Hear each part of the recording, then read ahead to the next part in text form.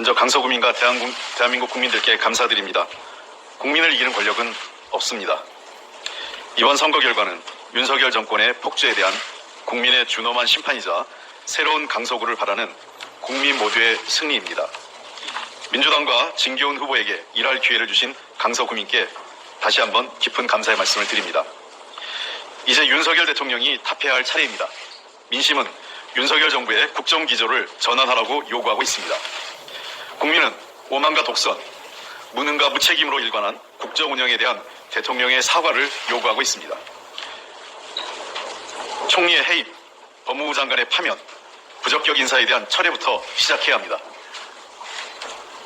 민주당도 바뀌겠습니다. 이번 선거 결과는 민주당에 대한 신뢰라기보단 좀 제대로 하라는 기회를 주신 것으로 생각합니다. 국민이 주신 기회 겸허하게 받들겠습니다. 대한민국 정치사에서 혁신을 이끈 정당답게 실종된 정치를 바로 세우는 혁신의 계기로 삼겠습니다. 민주당이 윤석열 정부의 폭주를 막고 위기에 대한민국과 희망이 꺼진 민생 경제를 위해 사력을 다해 희망이 꺼진 민생 경제를 사력을 다해 지키겠습니다. 국민에게 신뢰받는 정당으로 거듭나겠습니다. 무엇보다 새로운 강서구를 위해 최선을 다하겠습니다. 아울러 진교훈 후보가 선거 당시에 내세운 공약에 대해서 민주당 차원에서 책임있게 공약 이행을 위해서 함께하겠습니다. 집권 여당의 당부드립니다. 민심을 있는 그대로 수용해야 합니다. 국민의힘 전신인 미래통합당 시절 황교안 전 대표는 태극기 극우 세력과 연대해 대대적인 선거 부정을 언급했습니다.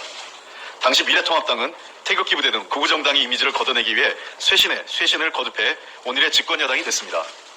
대한민국 대표 보수정당인 국민의힘이 헌법기관인 선거관리위원회의 신뢰를 훼손하며 선거 부정을 언급한다면 이는 태극기 부대와 연대했던 어두운 미래통합당의 시절로 회귀하는 것입니다. 대한민국 보수당의 선거 부정 주장은 대한민국의 불행이자 한국 정치 그리고 민주주의의 불행입니다. 같은 실수를 반복하는 일이 없기를 진심으로 기대합니다. 국정감사는 국회가 국민을 대신해 수행하는 헌법적 권한입니다. 대통령은 야당을 패싱하고 장관 후보자는 청문회를 패싱하더니 정부 여당의 공조로 이제는 국정감사도 패싱하려 합니다. 자료 미제출과 오만한 국무위원의 답변, 증인 빼돌리기가 윤석열 정권의 전유물이 되어서는 안 될 일입니다.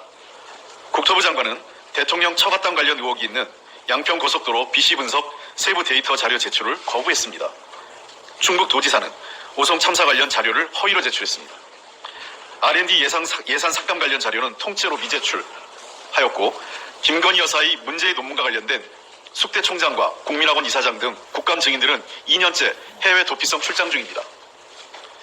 질병청은 국민의 안전과 직결된 후쿠시마 오염수 방류 관련 국민건강영양보고서를 고의로 누락시켰습니다.